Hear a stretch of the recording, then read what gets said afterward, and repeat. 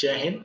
Welcome to score enhancer. और आज score enhancer की तरफ से एक बड़ी बात बतलाई जा रही है जो खास करके भारत के युवाओं को लेकर के है और यहाँ रहने वाले हर भारतीय नागरिकों के बच्चों के लिए है।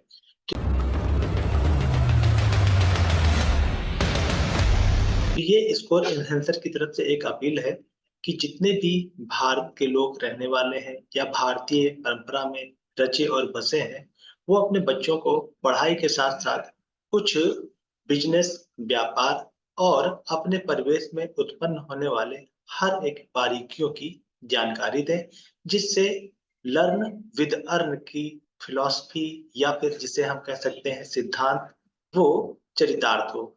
तो दुनिया में सबसे बड़ा व्यापार कृषि उत्पादन का है। तो आज का जो अपील है स्कोर इन्हेंसर की तरफ से, वो व्यापार और व्यापार के कृषि से संबंधित है। तो क्या बातें हैं जिनको हम अपने पढ़ाई के साथ कर सकते हैं और लर्न विद अर्न के कॉन्सेप्ट को चरितार्थ कर सकते हैं। आपको बताते कि भारत की आत्मा गांव में है और गांव बदल गया तो देश बदल गया। संसद की नई बिल्डिंग भी 2.5 साल में बन गई है और ये सारी व्यवस्था सिर्फ कोविड के दौरान हुई है। 2.5 साल में बिल्डिंग ही नहीं बदली बल्कि अब कोविड में देश में सड़कें भी खूब बनी और देखते देखते बहुत सारी चीजें भी सामने आ गई। दुनिया में सबसे बड़ा व्यापार कृषि का है और कृषि उत्पादन का है। इसका मतलब ये है कि कृषि से संबंधित ही हम चीजों को लेकर के आगे बढ़ते रहते हैं। अगर हम बात करते हैं अर्थव्यवस्था की, तो एक प्राथमिक क्षेत्र होता है, एक द्वितीयक क्षेत्र होता है और एक तृतीयक क्षेत्र होता है। तो प्राथमिक क्षेत्र की अगर हम बात करते हैं और द्वितीयक क्षेत्र की बात करते हैं या तृतीयक क्षेत्र की बात करते हैं, तो भारत की जितनी भी आबादी है उनका 70% हिस्सा आज भी कृषि से आधारित है। तो बात होती है व्यापार की और व्यवसाय की, तो गेहूं, बाजार, चावल, दाल, सब्जी, दूध सब कृषि का है और किसान इनको पैदा करता है और मेहनत करके करता है, पसीना निकाल कर करता है। सरकार ने किसानों के लिए पीएम किसान सम्मान भी दिया है। साल में 3 बार 2,000 रुपए भी आते हैं। किसान की मंडी के अंदर दुकान भी होनी चाहिए। किसान के बच्चों को व्यापार में पढ़ना भी चाहिए। दूध की बात देखें तो हम दूध से ज्यादा दही बना लेते हैं और जोर लगाए तो छाछ भी बना लेते हैं। ना पनीर बनाने की सोचते हैं और ना ही आगे की बात सोचते हैं। तो ये टॉपिक किस चीज को लेकर के हमें क्या चीज करनी है, ये बात इस पर आधारित है कि हम क्या नहीं कर रहे हैं, बल्कि हमें वो चीज करनी चाहिए क्योंकि मार्केट में उसकी मांग दिन प्रतिदिन बढ़ती जा रही है। आगे की बात सोचने का टाइम आ गया है। हमें सोचना क्या है, वो ये है कि खूब पढ़े लोग मोटे मोटे करोड़ों रुपए की जो तनख्वाह भी ले रहे हैं, वो अपनी नौकरी छोड़कर व्यापार कर रहे हैं। सब्जी का करते हैं, दूध का करते हैं। हमें ऐसा लगता है कि बेटा पढ़ लिख कर व्यापार क्यों करे, उसे नौकरी करनी चाहिए। व्यापार में बहुत दम है और इसी व्यापार के दम पर भारत की अर्थव्यवस्था भी आगे बढ़ रही है। क्या संकल्प लेना चाहिए कि अपने बच्चे पढ़ लिख के और भी काम करें और कृषि के उत्पादन से व्यापार जरूर करें। किसान बेचने वाला होना चाहिए, सिर्फ पैदा करने वाला नहीं होना चाहिए, बल्कि उसे बेचने वाला भी होना चाहिए। एक दो बार मंडी में जाकर और आगे भी बढ़ना चाहिए कि ये व्यापार और कहाँ-कहाँ तक हो सकता है। दूसरी जो सबसे बड़ी बात है वो ये है कि जिसका जो उत्पादन है उसमें वैल्यू ऐड करनी चाहिए। तो वैल्यू ऐड करने का मतलब ये हो गया कि हमें उसको बहुत अच्छे से ध्यान देना चाहिए। दूध को पनीर बनाना, छाछ को बनाना, छाछ बनाकर बेचना, दूध की पैकेजिंग, इन तरह की चीज़ों में हमें व्यापार को आगे बढ़ाना चाहिए। शहर में पैकेट, दूध पैकेट, दही, दही में पनीर और इसको मीठा करके बेचना, ये सारे व्यापार बहुत अच्छे से चल रहे हैं।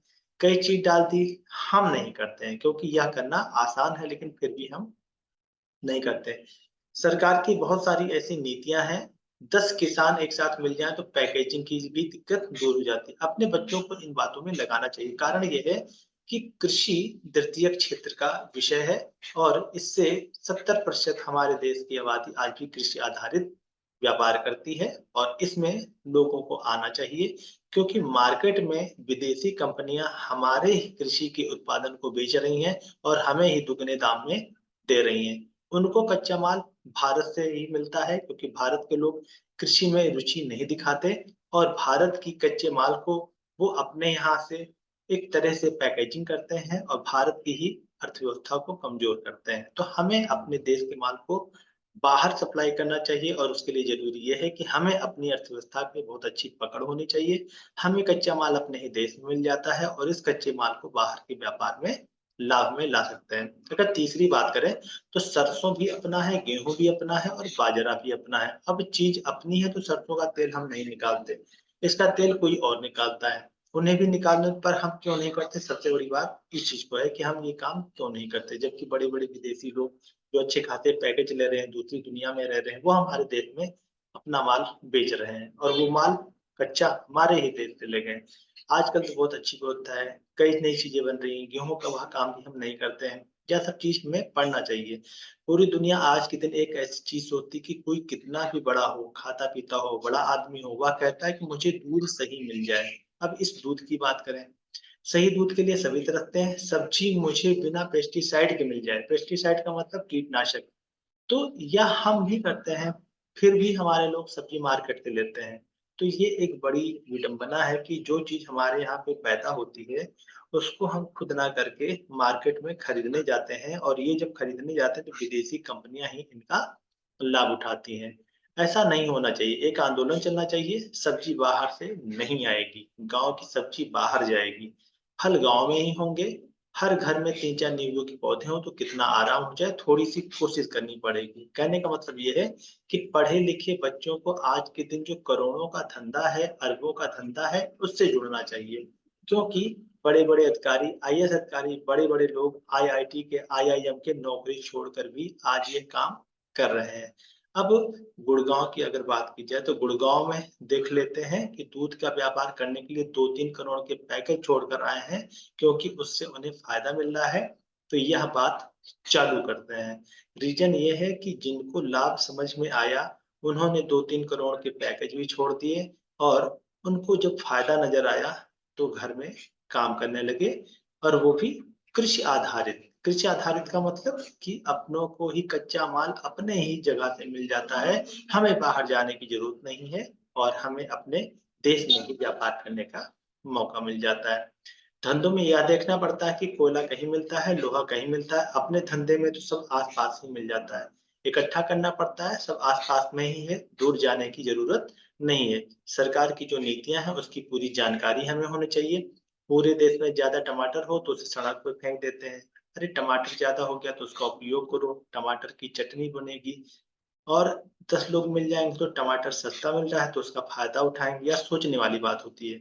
लोकसभा और विधानसभा में 1/3 महिला होंगी, महिला 1/3 मेंबर ऑफ पार्लियामेंट भी होगी।